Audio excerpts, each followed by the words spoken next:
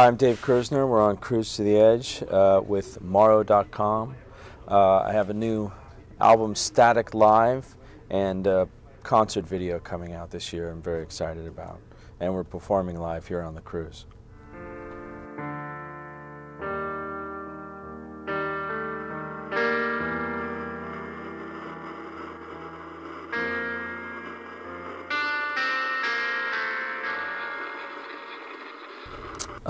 Well, I have a live album. I released late last year, a concept album called Static, and it's a good 75-minute long album with all sorts of connected individual stories, and it's about the clutter and chaos in modern day life.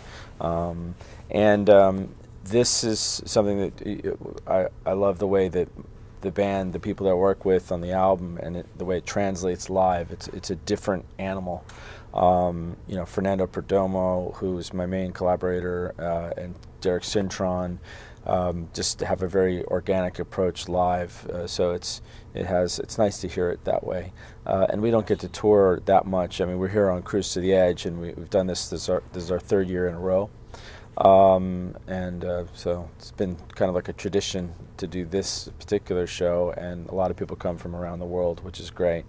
And then we're playing Prague Dreams Festival in Netherlands, and we did Prague Stock. So we tend to do festivals and little tours, but most of our fans are in different parts of the world, and we don't always get to go around. So that's why I've been doing these live albums. I did a live album after New World, which was my debut solo record after Sound of Contact, and now we have Static Live, the entire album performed from beginning to end.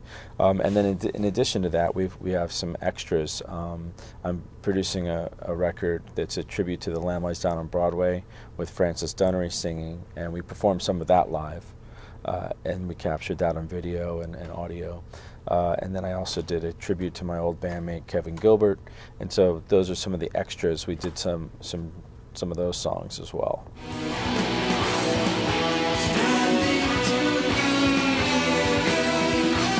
Last year on Cruise to the Edge, we put together, Fernando and I put together a tribute to Greg Lake. And that's what started this sort of guesting thing and doing covers. Well, I mean, I suppose I was producing these tribute albums that I've been working on for years as well. So, I mean, I like that aspect of things. I mean, I'm mostly a songwriter.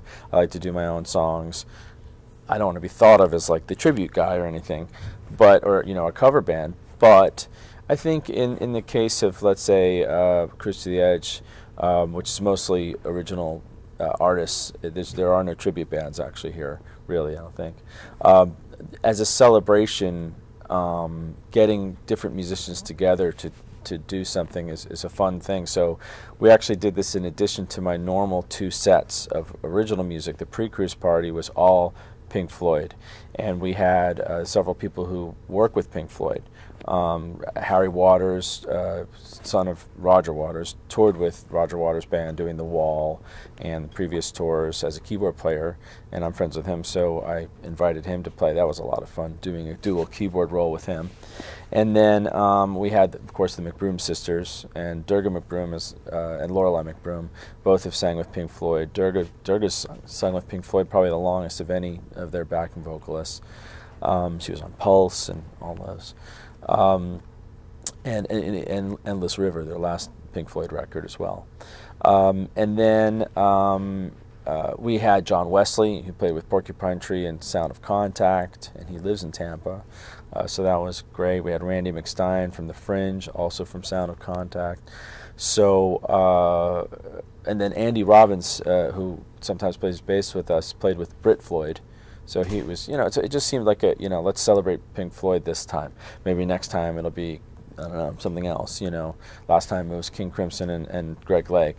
But, you know, it's just a fun thing to do, especially these particular musicians. It's very different to hear what they'll do doing a classic song like that, because the goal of a tribute band usually is to get it note for note and try to, you know, you squint and you think you're watching the band or something like Beatlemania or, you know, Musical Box or something like that, right? And that's cool. That's its own thing. We're not tribute band artists. We're not dedicating. I mean, we're literally learning all these songs to play it once, maybe twice, you know. But like take Fernando, for instance. You know, he doesn't know the Have a Cigar solo note for note. He doesn't want to. He's Fernando, so he's going to do his own solo. But it's great. It's great to hear that. And this is something I've always loved since going back when I performed at a Prague Fest in 1994. I did the Lamb Lays Down on Broadway with Kevin Gilbert and Nick DiVirgilio and Stan Cody and Dan Hancock and as Giraffe. And it was the same kind of thing. You know, we did our take on the Lamb, you know, with you know, like partially very authentic sounding, you know, like the right sounds, mellotrons, and different things, RMI. But then, you know, Kevin would sing it in his version of Rail or his version of Peter Gabriel. And I always like that. That's always, to me, is an interesting angle, is to see interpretations from artists that would otherwise be doing original music, but give their flair to it, you know. The curse of discontent. Well, the tributes that I started, the recordings, the albums, were born out of, I have a sample sound company called Sonic Reality, and we create sample libraries. These are products for musicians to make music with. And sample libraries are basically recorded instruments that are digitized and you can play from the keyboard or from drum pads and stuff. So we did a library with Nick Mason from Pink Floyd, with Neil Peart from Rush, Billy Cobham, Terry Bozzio, all sorts of amazing drummers, Bob Siebenberg from Supertramp. So these are drum libraries that any musician can buy, and they can play the actual drum kit of Neil Peart, for instance. They could play it, you know, from pads. You know, we recorded it with Neil, and then we also recorded him playing grooves, like Rush grooves. And you know, you could either play a Rush song over it, or you could write your own song over it, because a drum groove is not something that's part of the copyright of a song. So it's free to, you could actually like write your own song to Tom Sawyer groove if you want. We offer it. SonicReality.com. How you doing? Or eSounds.com. But anyway, so as a musician and a producer myself, I thought, well, this is too much fun not to do that myself. So I got a bunch of these musicians, John Wesley and Francis Dunnery and Billy Sherwood from Yes and Fernando, and just my friends and different guests. We also pulled in like Rick Emmett from Triumph. Just thought he would be great to do. He did Red Barchetta with us, and then you know, all the and as far as which material, we did the songs that I had grooves from Neil for. So basically, it's kind of like a tribute album, but like slash fantasy band, because Neil's the actual drummer on the record. And it's like, if you could be in Rush with Neil, you know, what would you do? And so like for me, my parts, it's like, well, what would I do? Like if I was the fourth member of Rush and I was the keyboard player, I'd be like, all right, Tom Sawyer, let me take a solo here. You know, it's so close to being a keyboard solo. You know, I would just sort of Tony Banks style, you know, go further with it than Geddy, who would, you know, just lay back. So I did. And so those are our takes on it. You know, like I said, I like to, my approach to these is, I don't want to go too different sometimes, because, you know, it's sacred ground. You know, these songs were great to begin with. There's no need to improve them or anything. But it's like an alternate reality. And what I like to do is keep some of it like very authentic, very genuine, like that, like Neil Peart's drums, for instance. That sounds like Rush, exactly, because it is 1/3 of Rush. It's Neil's drums. But then the other elements, you know, maybe we'll use, like I'll use a mini moog, because that's kind of the sound. It's like these are instruments that, you know, that they use and stuff, or an Oberheim, old Oberheim, OBXA or something. And so I know all the instruments they use. I have all that kind of stuff in my production arsenal.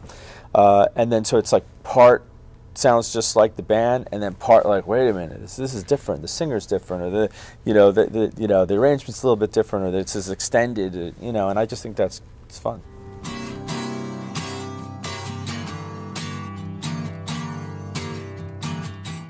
Yeah, I mean, we obviously had difficulties, stated as logistical difficulties. So, I mean, you know, out of respect to my bandmates, I don't want to get into details. Obviously, I didn't have any trouble being here, so, because I'm here. But you know, we do. It's a tough. It's an international band, and international travel can be, you know, difficult. But we did try really hard to be here, and everyone wanted to be on the cruise. But you know, a lot of the tension from everything just kind of caused the band to have another split, and we've split before. Where I was out of the band. I think probably at one point or other, everyone was out of the band, and now Simon's out of the band.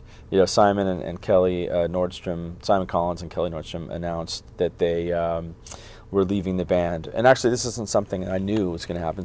Actually, to be honest, it was a surprise to me that it was going to result in that. I knew we were having our difficulties, but you know, it's a challenge. Being in an international band, everyone has their own way of working or their own ideas of what they want, and if it lines up, you're lucky. And it lined up enough for us to have Dimension on, so at least we have this one album that we love and a lot of our fans really love. And in some ways, you know, I mean, the album, we were working on a new album. In some ways, you know, if it couldn't be like, you know, on the level of Dimension on, I think it was going to be, but you know, it didn't reach that, but we didn't get that far with it. We got pretty far, but not, you know, so it's like maybe, you know, you could say in some ways that lineup at least, you know, to just think of like Dimension Art as like it's at least protected as special, you know. Although I do believe that, you know, I mean, I have to believe that every record that I spend my time, a lot of time working on, is intended to be as great as it possibly can be. So, you know, it remains to be seen what that album was going to be like. But the good news is, you know, we're working things out. You know, we're all talking and stuff like that, and everyone's kind of supportive of you know, Simon's working on a new solo record, for instance, and he has my support. You know, I mean, if that's what makes him happy and he feels like that's, you know, what he wants to do, and any other project, maybe he'll have a project with Kelly, I don't know. You know, we don't have a problem with it. You know, I'll continue to work with Matt and everyone else that I work with as well. You know, I love the people that I work with, and I love Simon too and Kelly, but it's just, you know, you can't, I mean, it's up to them, you know, if they want to do things in a way that you know, we all, it's a compromise when you're in a band. Everyone has to be able to find common ground, and if you can't, you shouldn't force it, you know. And I think we had good intentions when we came back together in 2015. Unfortunately, it's 2018, and for me personally, you know, I'm strict with myself when I take long time to make a record. Just like Static, for instance, was a good deal, like, you know, like 4 or 5 months longer than I had planned. And so now I'm like, okay, you know, what did I do? Why did, okay, don't do it this way, you know, and constantly trying to improve my own production methods and things so that I can do things on budget, and, you know, all the things you have to do as an independent artist. Because if you want to survive, you want to keep the momentum going in your career, there's no room to, you know, you have to be on it, you know, I believe. And so, and of course, you know, I have no control over that if it's a band, because, you know, I have no desire to just take over a band. I think that's just kind of like, it's either your band with your name on it or you created it. We created that together, and the spirit of getting back together was to really be like a 4-man band, and we gave it a try, and it just didn't work out. So now we, I mean, not for a lack of trying, believe me. I mean, I did everything I could, and everyone else did everything they could, and it just didn't line up. So, but the songs, you know, to me, they're like my babies, like especially the ones that would be like from me. So for this record, we each contributed songs, and I had quite a few songs that were recorded, and then, you know, a bunch of songs that weren't recorded fully anyway. That were sort of earmarked for me to be like, oh, these would be good SOC songs, you know. It's sort of, SOC has been kind of like my outlet to be more keyboard heavy as a role, as opposed to, you know, as a singer-songwriter on my solo stuff, I don't always feel the need to be like the keyboard, you know, strong thing. I did a bit on New World, a little less on Static, but But at any time, that's my comfort zone. That's what I do, more. But I like to just explore different things with my solo. But I think, with Sound of Contact, since my role was keyboards, there I would just put forth my, most keyboard-oriented ideas, as far as for my contributions. And then, let's say Kelly's contributions would be more harder-edged guitar. Like he's the one that came up with the riff for Mobius, which is really cool. And then I did the keyboard thing over it. So we each have our element, another element thing, and you'll hear those elements on each other's solo records or whatever other band projects we do. I don't know if we'll continue as Sound of Contact or not. Depends. But either way, in the spirit of it, those songs will be released, possibly with some of each other's tracks on them, recorded still. Maybe we'll have to work that out. But either way, those songs will be heard. And it's sort of like a pieces of a puzzle. We'll be able to tell, like you could buy Simon's record and my record and whatever we put out, and we can kind of talk about what that album was going to be. It'll never be what it was, planned to be, but, that's how it goes.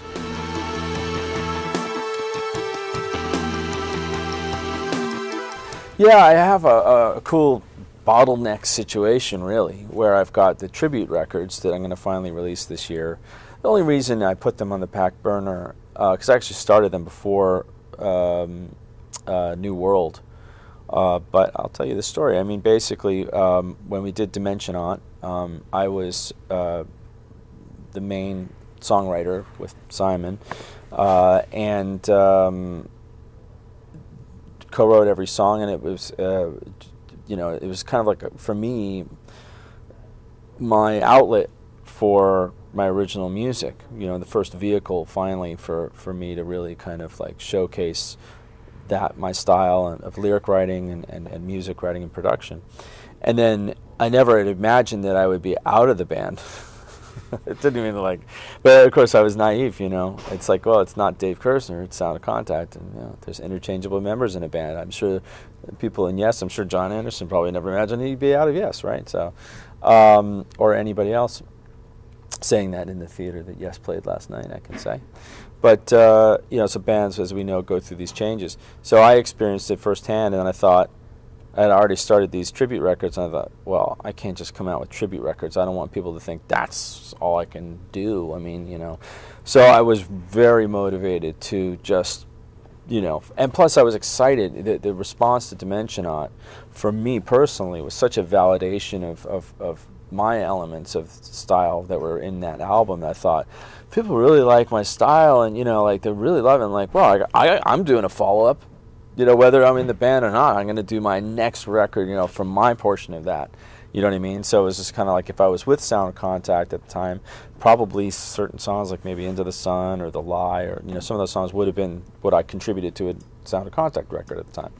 But since that didn't happen, I put out New World, and I had just a lot of material then to just be like, well, here you go, this is me.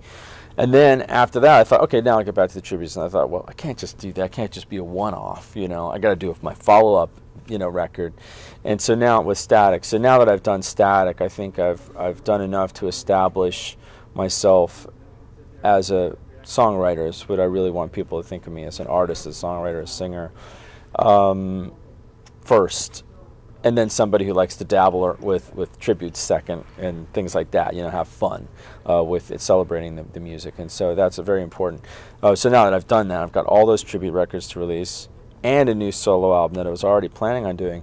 And then there's the recovery, salvaging of what's left of the Sound of Contact stuff, and how we package that, what we're going to do with that.